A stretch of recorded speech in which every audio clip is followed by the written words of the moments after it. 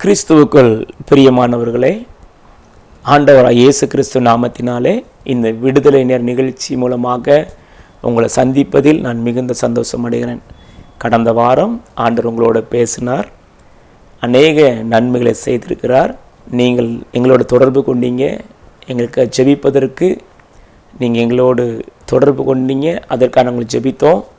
ஆண்டவர் நிச்சயமாகவே இந்த நாளில் உங்களோடு பேச போகிற அந்த வார்த்தையை நீங்கள் கவனமாக கேட்பீங்கன்னா உங்கள் வாழ்க்கையில் ஒரு பெரிய மாற்றத்தை கர்த்தர் கொடுப்பார். இன்றைக்கி ஆண்டவர் உங்களுக்கு கொடுக்குற வார்த்தையை நீங்கள் கவனமாக கேளுங்க. நீங்கள் இன்றைக்கி அநேகருடைய வாழ்க்கை அவசரமான காரியத்தை நம்ம சிந்திக்கிறோம். எப்படியாட்டு நான் ஒரு பெரிய பணக்காரனாக ஆயிடணும், நான் சீக்கிரமாக ஒரு பெரிய வசதி படைத்தவனா மாறிடணும்னு சொல்லி அநேகர் இன்றைக்கி ஓடிக்கொண்டிருக்கிறத பார்க்குறோம். எப்படியாட்டு நான் சம்பாத்தியம் பண்ணணும், எப்படியா நான் குடும்பம் பெரிய நிலைமைக்கு கொண்டு வரணும்னு சொல்லி அநேகருடைய வாழ்க்கையில் ஒரு எதிர்பார்ப்போடு நம்ம இருக்கிறதை பார்க்குறோம். ஆனால் உங்களுக்கு சொல்கிற ஒரு வசனத்தை நான் வாசிக்கிறேன் பாருங்கள். சங்கீதம் 40ஆம் அதிகாரம் 1ஆம் வசனம் சொல்கிறது, கர்த்தருக்காக பொறுமையுடன் காத்திருந்தேன், அவர் என்னிடமாய் சாய்ந்து என் கூப்பிடலை கேட்டார். நாம் பொறுமையோடு நாம் காத்திருக்க வேண்டும்.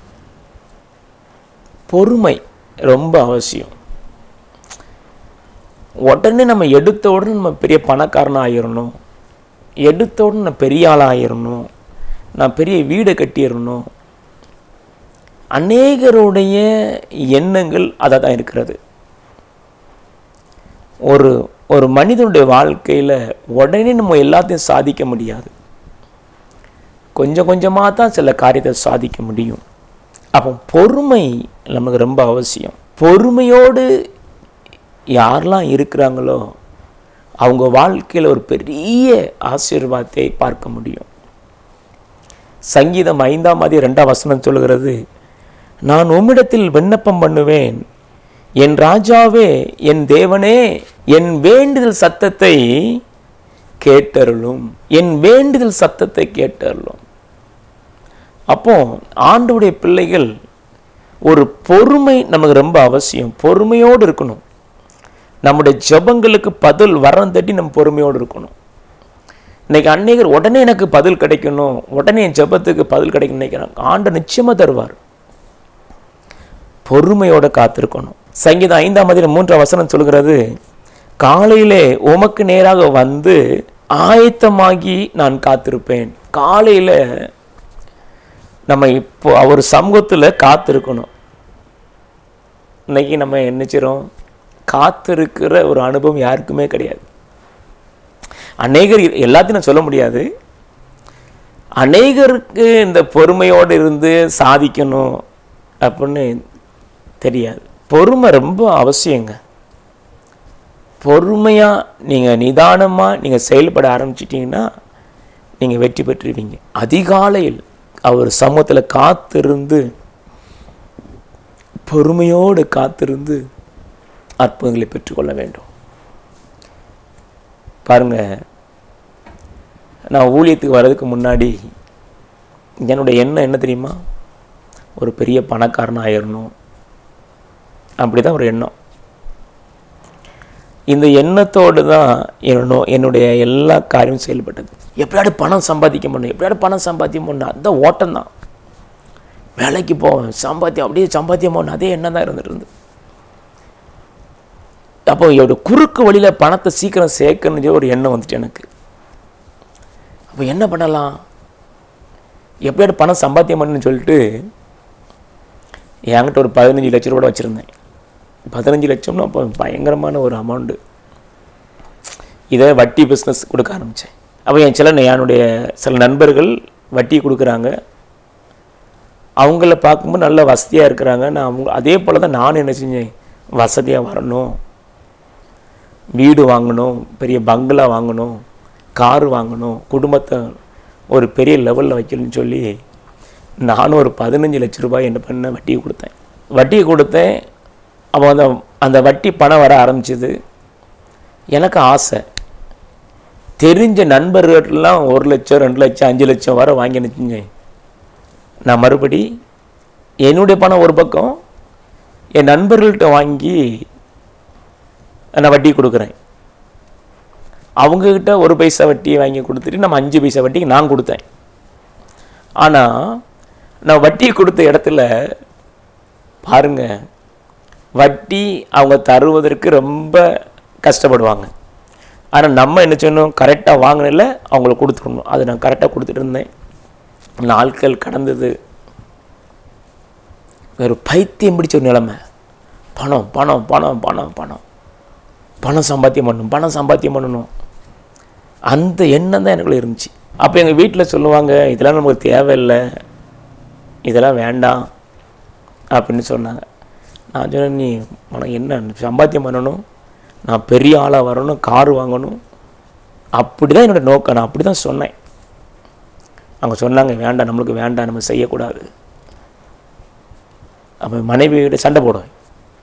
உனக்கு எது தெரியாது, உங்கள் வேலையை மட்டும் பார். அவங்க ரொம்ப அவங்களோட சண்டை போட. அப்போ இதில் மட்டும் அவங்கள அதுக்காண்டி நான் அவங்களோட அதிக அந்த மாதிரி காரியத்தை பேசும்போது அவங்களோட சண்டை என்ன, அவங்கள சும்மா அப்படி சொல்லி அதாவது சண்டை போட மாதிரி. அதுக்கு என் மனைவி நான் ஒரு நாள் கூட திட்டினதும் கிடையாது, அவளை அடித்ததும் கிடையாது. அவங்களுடைய சுபாவங்கள் அவங்களுடைய காரியத்தில் எதுவுமே நினச்ச மாட்டேன். அவங்கள அவ்வளோவா நான் அவங்கள பண்ணவே மாட்டேன். ஏன்னா அவங்க நல்லதான்னு சொல்கிறாங்க. அவங்க நல்லது சொல்லும்போது நம்மளுக்கு அது என்னது கெட்டதாக மாறுற மாதிரி தெரியுது. அப்போ நம்ம மனைவி என்ன சொல்கிறாங்க, நீ செய்யக்கூடாது, வேண்டாம் அப்படிங்கிறாங்க. நான் இதுதான் செய்வேன்னு சொல்கிறேன். அப்போ அவங்களுக்கு ஒரு கசப்பு, ஒரு வேறுபாடு வரும். அது யாராக இருந்தாலும் வந்துடும். அப்போ நான் மனுஷன், அம்மா இது நான் பிஸ்னஸ் பண்ணுறேன், நீ தலையிடாங்க. அப்போ அவங்க ஒரே ஒரு வார்த்தை சொன்னாங்க, நீங்கள் வட்டி தொழில் நீங்கள் கொடுக்குறீங்க, அது நம்மளுக்கு சாபந்தான் அப்படின்னு சொன்னாங்க. சரி அப்படின்னு அவங்கள சரி நீ அது பரவாயில்லம்மா, அது சாபத்தை நான் ஏற்றுக்கொள்கிறேன்னு சொல்லி நான் அப்படி தான் இருந்தேன். அப்போ பாருங்கள், ஒரு 36 லட்ச ரூபாய் எக்ஸ்ட்ரா கடன் ஆகிட்டு. அப்போ இந்த 36 லட்சத்துக்கு நான் யாருக்கு வட்டி கொடுக்கணும், நண்பர்கள் கொடுக்கணும். அப்போ 36 லட்சம் நான் கொடுத்துருக்குறேன், நானும் ஒரு 15 லட்சம் போட்டிருக்கேன். அப்போ பாருங்கள், பல லட்சங்கள் ஆகிட்டு. அப்போ இந்த வட்டி அவங்ககிட்ட கேட்கும் போதெல்லாம் அவங்க சொல்லுவாங்க, இன்னைக்கு இல்லை, நாளைக்கு இல்லை, போகும்போதெல்லாம் தாரம்பாங்க, அப்புறம் இல்லைம்பாங்க. அது எனக்கு என்னென்னா ஒரு மன அழுத்தம். அவங்களோட தரணுன்னு அவங்கள சண்டை போட ஆரம்பித்தேன். வாய்க்கு வந்தப்போ அவங்கள பேசினேன், திட்டுனேன். அப்படி தான் என்னுடைய வாழ்க்கை இருந்தது. ஒரு நாள் ஒரு பெரிய இக்கட்டு, நெருக்கம். 36 லட்சத்துக்கு வட்டி கொடுக்கணும். வட்டி பணம் கேட்க போனால் இல்லைன்றவங்க, தரமாட்டாங்க. 36 லட்சத்துக்கு வட்டி கொடுக்கணும். கொஞ்சம் கொஞ்சமாக என்னோட நகைகள் விற்க ஆரம்பித்தேன். எடுத்துப்பட்ட இடங்களை விற்க ஆரம்பித்தேன். கடன் அடையலை. குடும்பத்தில் சமாதானம் இல்லை, குடும்பத்தில் சந்தோஷம் இல்லை. ஏன்னா நான் பொறுமையாக இருந்திருந்தா, நான் எனக்கு இருக்கிறது போதும்னு ஒரு பொறுமையோடு இருந்திருந்தா இந்த பிரச்சனை வந்திருக்காது. கடை எல்லாவற்றையும் இழந்து நடுத்தெருவில் வந்தாச்சு. அடுத்த வேளை சாப்பாட்டுக்கு வழி கிடையாது. நான் ஓடி ஒளிஞ்சேன். அதுக்கு பிறகு உட்கார்ந்து இயேசுவே இயேசுவே இயேசுவேன்னு செபிக்க ஆரம்பித்தேன். அப்பொழுது ஆண்டவர் பிரத்யட்சமா கொஞ்ச நாள் ஆண்ட அவ்வளவு நான் ஜெபம் பண்ணேன், என்னை மன்னிச்சிருங்கன்னு சொல்லி ஆண்டவர் சமூகத்தில் 3 மாதங்கள் ஆண்டவரை என்னை மன்னிங்கப்பா, என்னை மன்னிச்சு 3 மாதங்கள் நான் ஜெபம் பண்ணேன். அப்பொழுது ஆண்டவர் சத்தம் கேட்க ஆரம்பித்தது, என்னுடைய வேலை செய்வாயா, என்னுடைய வேலை செய்ய. அப்போது நான் ஒரு கம்பெனியில் வேலை பார்த்து கொண்டிருக்கிறேன். ஆண்டவரை கடன் அடைக்க முடியல, ஆண்டவரை மறுபடி ஒரு 6 மாதம் ஆண்டவரை கேட்குறேன், ஆண்டவரை என்ன உண்மையாக நீங்கள் கூப்பிடுறீங்களா, நான் வாரேன், என் கடத்தை நீங்கள் அடைச்சிருவீங்களா. ஆண்டவரை கேட்குறேன், எனக்கு கடத்தை அடைக்கணும் ஆண்டவரே, எனக்கு உதவி செய்யுங்க ஆண்டவரே. ஒரு சத்தம் கேட்டது, என்னுடைய வேலை செய், உன் கடத்தை நான் அடைப்பேன் அப்படின்னு சொல்லி. ஆண்டவரே அப்போ என்ன ஊழியம் செய்யணும்னு தெரியாது. அப்போது தான் 1 வருஷம் கழித்து ஆண்டோட தீர்மானமாக கேட்டு நான் மறுபடி ஆண்டோட கன்ஃபார்மாக எனக்கு செய்யுங்க, நீங்கள் ஆண்டவர் தெளிவாக பேசுங்க, சில காரியத்தை நான் அடையாளமாக கேட்டப்போ ஆண்டவர் சொன்னார், நீ போ, உனக்கு முன்பு நான் வருவேன்னு சொன்னார். அப்போ ட்ரைக்ஸ் நான் கொடுக்க போகிறேன். ஆனால் நான் நீங்கள் என் முன்னாடி நீங்கள் போகிறீங்கன்னா அங்கே அற்புதம் நடக்கணும் ஆண்டவரே. அப்போ எனக்கு ஜெபம் பண்ணலாம் தெரியாது. பாருங்கள், எந்த கிராமத்துக்கு போனாலும் சில நோட்டீஸ் அந்த ப்ரேயர் அந்த ட்ராக்ஸை கொடுக்கும்போது அவங்க சொல்லுவாங்க, கடன் பிரச்சனைக்காண்டி ஜெபம் பண்ணிக்காங்க அப்படிம்பாங்க. எங்கேயோ 36 லட்சம் கடத்தோடு இருக்கேன். அந்த ஆள் கண்ணீரோட ஜெபம் பண்ண, ஆண்டவர் இந்த ஆட்களுடைய கடத்தை அடைக்க உதவி செய்யுங்கப்பா. கண்ணீரோடு நிற்கிறாங்களா, அந்த வேதனை, அந்த கடனுடைய பிரச்சனை வேதனை என்னை ரொம்பவும் பாரப்பட்டு நெருக்குச்சு. அழுவேன், கண்ணீர் வடிப்பேன் அந்த மக்களுக்காக. யாரெல்லாம் கடத்துக்காண்டி ஜெபிக்கணும் அவங்களாம் வீட்டு நைட்டு போகலாம் வந்து ஆண்டவரேன்னு கதறுவேன். 1 மாதம் ஆனது, ஆண்டவரே கடத்தை அடைங்கப்பா. ஒரு ஜனவரி மாதம் 19ஆம் தேதி நான் ஊழியத்தை ஆரம்பித்தேன். அந்த ஜனவரி பிப்ரவரி மாதம் 1 மாதம், அந்த பிப்ரவரி 19 வந்தால் 1 மாதம். எசப்பா அந்த நைட்டு கூப்பிட ஆரம்பித்த உடனே, உன்னுடைய பிரச்சனையை நான் அடைப்பேன், உன்னுடைய பிரச்சனை நான் மாற்றுவேன், நீ என் வேலையை மட்டும் செய். அந்த சத்தம் கேட்டது. சரி, மறுபடியும் நான் ட்ரை கொடுக்க ஆரம்பித்தேன். ஆணுடைய கிருபையினால் அடுத்த டிசம்பர்களுக்குள்ள 36 லட்சம் ரூபாய் கடத்தையும் கர்த்தர் அடைப்பதற்கு வழி திறந்தார். காரணம் என்ன? நான் பொறுமையோடு அவர் சமூகத்தில் உட்கார்ந்து நான் விண்ணப்பம் பண்ணினேன், காத்திருந்தேன். 1 வருஷம் அந்த முடிவுக்குள்ள 36 லட்சம் ரூபாயும் கடத்தை அடைக்க உதவி செய்தார். இன்றைக்கு உங்களுடைய வாழ்க்கையிலையும் எவ்வளோ பெரிய கடன் பிரச்சனையோடு இருந்தாலும் நீங்கள் பொறுமையாக தெய்வ சமூகத்தில் உட்கார்ந்து, ஆண்டவரே நான் என்ன செய்ய வேண்டும், இந்த கடத்தை அடைப்பதற்கு நான் என்ன செய்யணும், எனக்கு வழிகளை தரங்க. நீங்கள் அப்படி ஜெபம் பண்ணி பாருங்கள், உங்கள் வாழ்க்கையில் ஆண்டு வழிகளை திறப்பார். இந்த 36 லட்சம் கடன் எப்படி அடைஞ்சதுன்னு இதுவரைக்கும் எனக்கு தெரியாதுங்க. ஆண்டவர் படிப்படியாக அவ்வளோ கடத்தை அடைச்சார். நான் ஒரே நாளில் அடைக்கல,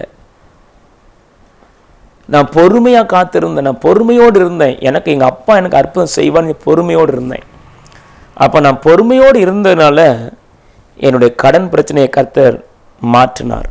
சங்கீதம் 25:21 சொல்லுது, உத்தமமும் நேர்மையும் என்னை காக்க கடவது, நான் உமக்கு காத்திருப்பேன். உத்தமமும் நேர்மையும் என்னை காக்க கடவுது. நான் உத்தமமாக இருக்கணும், நேர்மையாக இருக்கணும். ஆண்டோடைய பிள்ளைகள் உத்தமமாகவும் நேர்மையுமா இருந்து நீங்கள் ஜெபம் பண்ணும்போது ஆண்டவர் உங்கள் வாழ்க்கையில் ஒரு பெரிய அற்புதங்களை செய்வார். நம்ம எல்லாரும் நினைக்கிறோம், எல்லாரும் கர்த்தருடைய பிள்ளைகள் நாங்கள் ஜெபம் பண்ணுறோம் அப்படிலாம், அதெல்லாம் ஓகே, ஜெபிக்கிறோம். ஆனால் நேர்மையாக இருக்கிறோமா, உண்மையாக இருக்கிறோமா, உத்தமமாக இருக்கிறோமான்னு பார்க்கணும். அப்போ இன்னைக்கு ஆண்டவர் பார்க்க உண்மையும் நேர்மை உத்தமமாக இருக்கணும். அப்போ தான் சில காரியம் அற்புதம் நடக்கும். நீங்கள் அனைத்து நாங்கள் ஜெபம் பண்ணி பார்க்குறோம், ஒன்றுமே நடக்க மாட்டேங்குது, ஒன்றுமே நடக்காது. ஏன்னா அவர் சொல்லிட்டார்ல, நீ உண்மையும் உத்தமமாக இரு, நான் நடத்துவேங்கல்ல. நீ உண்மையும் இல்லை, உத்தமமும் இல்லை, கடன் அடைக்கல, வியாதி மாறல, பிரச்சனை மாறல, எனக்கு போராட்டம் இருக்குன்னா எப்படி மாறும்? நீங்கள் உண்மையாக இருக்கிறீங்களா? முதல்ல இயேசு உண்மையாக இருக்கிறீங்களா? ஜெபத்தில் உண்மையாக இருக்கிறீங்களா? காத்து இருக்கிறீங்களா? யோசனை பண்ணி பாருங்களா. நம்ம ஆண்டவர் குறை சொல்லிட்டு இருக்கிறோம், நான் இத்தனை வருஷம் ஜெபம் பண்ணிட்டு இருக்கிறேன், ஒன்றும் நடக்கல. ஆண்டவர் எதை எதிர்பார்க்கிறார்? நீ உண்மை உத்தமமாக இருக்கிறையா? நம்ம உண்மை உத்தமமாக இருந்தால் அவர் செய்வார். நம்ம அது இல்லாமல் அவர்கிட்டே குறை பேசிக்கிட்டு அவரே நம்ம குற்றப்படுத்திட்டு இருப்போம்னா நம்ம வாழ்க்கை அற்புதத்தை பெற்றுக்கொள்ள முடியாது. ஏசாயா 40:30-31 சொல்லுது பாருங்க, நம்ம கர்த்தருக்கு காத்திருக்கும் புது பலன். நம்ம காத்திருக்கணும், நம்ம அவர் சமூகத்தில் நம்ம விண்ணப்பத்தோடு வேண்டுதலோடு காத்திருக்கணும். அப்போ காத்திருக்கும் போது அவருக்கு நம்மளை அற்புதம் செய்வார், நம்மளை ஆசீர்வதிப்பார், நம்மளுக்கு புது பலனை கொடுப்பாரு. எனக்கு வியாதியாக இருக்கிறோம், வறுமையாக இருக்கிறோம், ஒரு பிரச்சனை மாற மாட்டேங்குன்னா நீ கர்த்தருக்கு நீ காத்திருக்கல, நீ ஜெபத்தில் உறுதியாக இருக்குல்ல. நம்ம உறுதியாக இருந்தால் மாத்திரம் நம்முடைய ஜெபத்துக்கு ஒரு பதில் கொடுக்க முடியும். அவன் பொறுமையோடு நம்ம காத்திருக்கணும், பொறுமையோடு காத்திருந்து நீங்கள் செய்யுங்க, அப்படி இருக்கணும். சங்கீதம் 86:15 சொல்கிறது, ஆனாலும் ஆண்டவரே நீர் மன உருக்கமும் இரக்கமும் நீடிய பொறுமையும் பூரண கிருபை உள்ளவராக இருக்கிறாராம். அப்போ நம்ம பொறுமை, நீடிய பொறுமை நம்மளுக்கு தேவைங்க. நம்ம பொறுமை இல்லாதபடி இருந்துட்டு நம்ம கர்த்தரோட ஆசீர்வதிப்பாருன்னா நம்ம என்னத்தை நம்ம ஒரு ஆசீர்வாதங்களையும் பெற்றுக்கொள்ள முடியாது. ரோமர் 5:3 சொல்லுகிறது, அது மாத்திரமல்ல உபத்திரவம் பொறுமையும், பொறுமை பரீட்சையும், பரீட்சை நம்பிக்கையும் உண்டாயிருக்கிறது என்று நாங்கள் அறிந்து. அப்போ நம்ம பொறுமை, ஒரு பொறுமையாக இருந்து நம்ம அதில் ஒரு பரீட்சை. இன்னைக்கு அநேகருக்கு பாருங்க, பொறுமையாக இருக்க மாட்டாங்க, டீம்னு பேசி அந்த கொலைப்படி உண்டு பண்ணிட்டு போயிடுவாங்க. பொறுமையாக இருந்து பாருங்க, நீதி விளங்கும். உண்மை சொல்கிறேங்க, நான் மனம் திறந்து உங்கள்கிட்ட பேசுகிறேன். என்னைய அவ்வளவு திட்டுவாங்க யார் நம்மளை, ஆனால் அவங்களுக்கும் நம்மளும் எந்த சம்பந்தம் கிடையாது. இடையில ஒரு பிரதர் சொன்னாங்களாம், அவங்ககிட்ட நான் பேசுனதே கிடையாது, அவங்ககிட்ட வீட்டுக்கு போனதும் கிடையாது, அவங்ககிட்ட பழகினதே கிடையாது. அவர் சொன்னாராம், சாமியில் உண்டில் பண்ணிடுவோம் அப்படின்னாராம். எதுக்கு? அதை கேட்டு வந்து ஏன்டா சொல்லுவார், உன்னை இப்படி பேசுனாங்க அப்படி பேசுனாங்க. நான் சொன்னேன், அவங்க பேசினா பேசிட்டு போகிறாங்க, அவங்களுக்கு வாய் இருக்குது பேசிட்டு போகிறாங்க, நம்மளுக்கு எதுக்கு? நம்ம பொறுமையாக இருக்கணும். நல்லா புரிந்து கொள்ளுங்க, உங்களுக்கு விரோதமாக ஒருத்தன் வாய் திறக்கிறான்னா அவன் கர்த்தரோடு போராடுன்னு அர்த்தம். உங்களுக்கு விரோதமாக ஒருத்தன் கை நீட்ட ஆரம்பிச்சிட்டான்னா கர்த்தர் கிரியை செய்கிறப்பற அர்த்தம். நான் அதனால் எதை குறித்து நான் பொறுமையாக இருப்பேன். பொறுமை ரொம்ப அவசியங்க.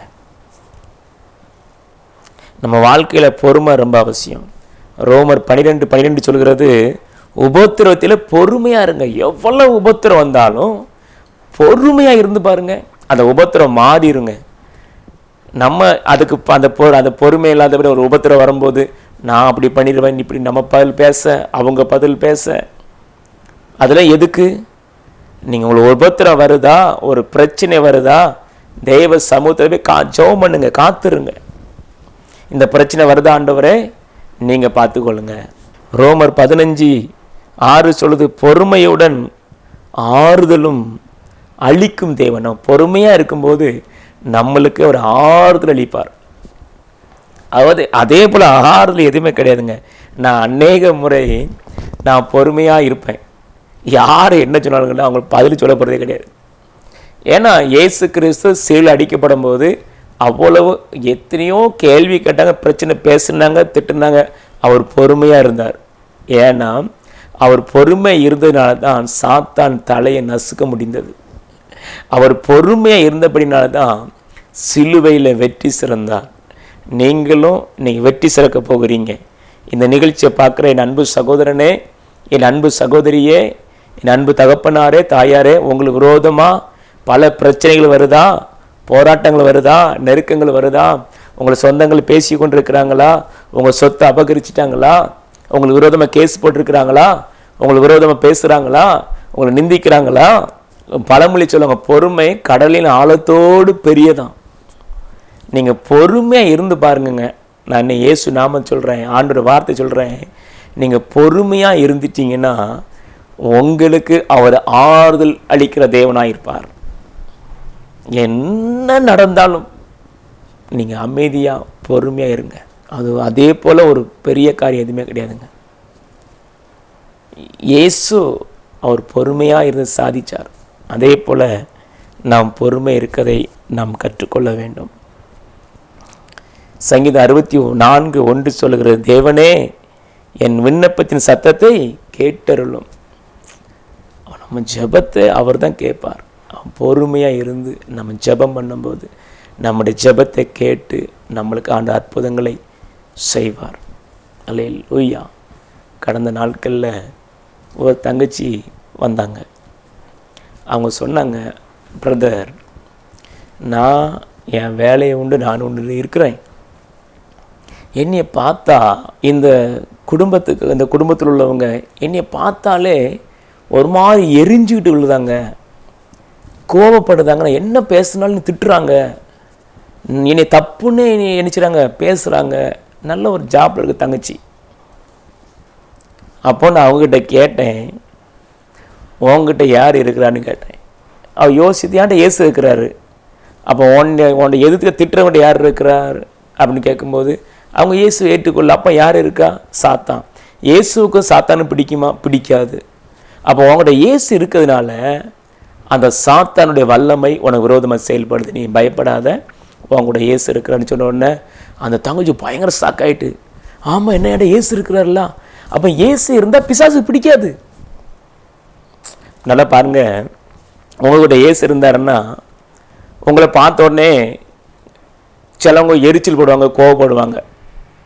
நீங்கள் புரிஞ்சிக்காங்க உங்கள்கிட்ட ஏசு இருக்கிறார். ஏன்னா இயேசு யார்கிட்ட இருக்கிறாங்களோ அந்த அந்த மனிதர்களை, அந்த சகோதரிகளை, அந்த சகோதரனை, தகப்பனாரை இயேசு இல்லாதவங்களுக்கு பிடிக்காது. இன்றைக்கி அதுதான் நடந்து கொண்டு இருக்கிறது.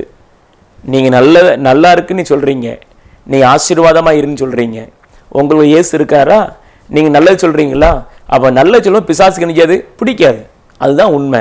அப்போது நம்ம ஆண்டுடைய பிள்ளைகள் எந்த காரியத்திலும் பொறுமையாக இருப்போம்னா நம்மளுக்கு ஆண்டு உதவி செய்வார். நிச்சயமாக உங்களுக்கு ஆண்டு பெரிய காரியம் செய்வாருங்க. நீங்கள் பயப்படாதங்க, நீங்கள் பொறுமையோடு இருங்க, உங்கள் காரியத்தில் கர்த்தர் அற்புதம் செய்வார். நீங்கள் உங்களுக்கு விரோதம் வழக்கு போட்டிருக்காங்களா, கோர்ட்டில் வழக்கு நடக்குதா, இல்லை குடும்பத்தில் வழக்கு நடக்குதா, இல்லை உங்கள் சொத்தை அபகரித்தாங்களா, இல்லை உங்களை ஏமாற்றிட்டாங்களா, நீங்கள் பொறுமையாக இருங்க, கர்த்தர் அற்புதம் செய்வார். நம் ஜெபம் செய்யலாம், முழங்கால் படிடுங்க, நம்ம ஜெபம் பண்ணலாம். தகப்பனே, இந்த அருமையான வேலைக்காக நன்றி செலுத்துகிறேன். ஆண்டவரே, இயேசுவின் நாமத்தினாலே நாங்கள் ஜெபிக்கிறோம். ஆண்டவர், பொறுமையோடு நீங்கள் இருக்க சொல்லிக்கிறீங்கப்பா. இந்த நாளில் ஆண்டவர், உம்முடைய பிள்ளைகள் அப்பா கர்த்தருக்கு காத்திருக்கிறவர்கள் புது பலன் அடைவார்கள் என்று சொல்லப்பட்டிருக்கிறது. ஆனால் பொறுமையோடு நான் காத்திருப்பேன், கர்த்தர் என் ஜெபத்தை கேட்பார் என்று சொல்லப்பட்டிருக்கிறது. இயேசு கிறிஸ்துவின் நாமத்தினாலே இந்த நிகழ்ச்சியை பார்க்கிற என் அன்பு சகோதரனுக்காக, என் சகோதரிக்காக நாங்கள் ஜெபிக்கிற ஆண்டவரே, யார் யார் என்ன காரியத்துக்காக ஜெபித்து கொண்டிருக்காங்களோ ஆண்டவரே, இயேசுவின் நாமத்தினாலே அவங்களுக்கு விரோதமாய் போடப்பட்ட கேஸுகள் எல்லாம் இயேசுவின் நாமத்திலே மாறட்டும். உங்கள் பிள்ளைகளுடைய வாழ்க்கைக்கு விரோதமாய் செயல்படுகிற எல்லா சாத்தானுடைய கிரியைகளும் இயேசுவின் நாமத்தில் மாறட்டும் ஐயா. பொறுமையோடு உங்கள் பிள்ளைகள் காத்திருக்கிறாங்கப்பா. ஆண்டவர், பொறுமையோடு உங்கள் பிள்ளைகள் இருக்கிறாங்க. இந்த நாட்களில் ஆண்டவர், உங்கள் பிள்ளைகள் என்னென்ன காரியத்துக்காக பொறுமையோடு காத்திருக்கிறார்களோ அவர்களுக்கு ஒரு அற்புதம் செய்ய முடியாது ஜெபிக்கிறேன். இயேசு கிறிஸ்துவின் நாமத்தினாலே ஆண்டவரே, கோர்ட்டு கேஸில் வழக்கு போட்டு ஆண்டவர் உங்கள் பிள்ளைகள் விரோதமாய் போராடி கொண்டிருக்கிற சத்துருவின் கிரிகள், எம்முடைய பிள்ளைகள் விரோதமாய் போடப்பட்ட எல்லா கேஸ் இயேசுவின் நாமத்திலே மாற முடியாது ஜெபிக்கிறேன். ஆண்டவர், உங்கள் பிள்ளைகளுக்கு விரோதமாய் ஆண்டவரை போடப்பட்ட எல்லா தீமையான காரியங்களும் இந்த நாளில் கர்த்தர் மாற்ற முடியாது ஜெபிக்கிறேன் இயேசுவின் நாமத்தினாலே. தகப்பனே, உமக்கு நன்றி அப்பா. ஆண்டவரே இயேசுவே, ஆண்டவர், உங்கள் பிள்ளைகளுக்கு வர வேண்டிய ஆசீர்வாதங்கள் இயேசுவின் நாமத்தில் வரட்டும் அப்பா.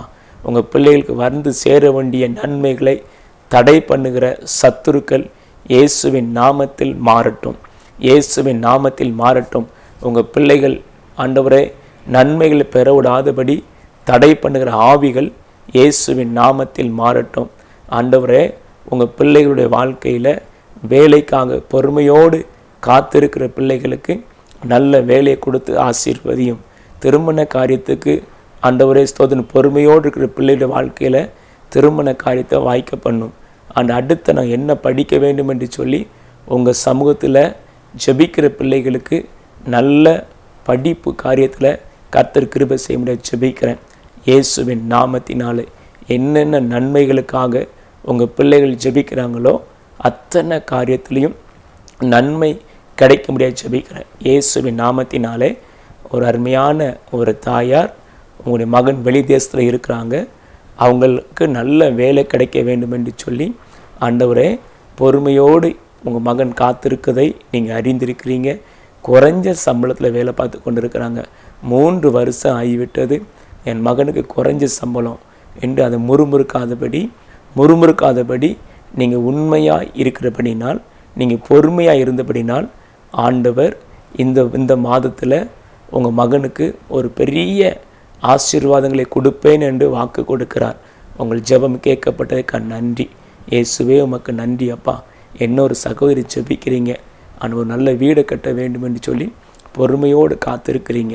இப்போ உங்கள் கையில் சில பணங்களே கர்த்தர் கொடுத்துருக்கிறார். இந்த வீடு கட்டவா கட்ட வேண்டாமான்னு நீங்கள் ஜெபித்து கொண்டிருக்கிறீங்க. ஆண்டவர் சொல்லுகிறார், உன்னை இருக்கிற இந்த காரியத்தில் நீ உண்மையாக ஜெபித்தபடினால், உன்னை பொறுமையாக இருந்தபடினால் நான் உனக்கு வீடை கட்டி கொடுப்பேன் என்று வாக்கு கொடுக்கிறார். நன்றி இயேசுவே, உமக்கு நன்றி. உங்களுடைய பிள்ளைகள் வீடை கட்டுறதுக்கு கதை உதவி செய்யுங்க. தடைகளை மாற்றுங்க. இயேசுவின் நாமத்தினாலே உமக்கு ஸ்தோத்திரம், உமக்கு ஸ்தோத்திரம் அப்பா. இன்னொரு தம்பி நீங்கள் ஜெபிக்கிறீங்க, ஆண்டவரே நான் என்ன படிக்க வேண்டும், எனக்கு நீங்கள் உதவி செய்யுங்கன்னு சொல்லி ஜெபிக்கிறீங்க. என் குடும்பத்தில் நான் படிப்பதற்கு வசதி இல்லாத ஒரு குடும்பம், எனக்கு நீங்கள் உதவி செய்யுங்கப்பான்னு ஜெபிக்கிறீங்க.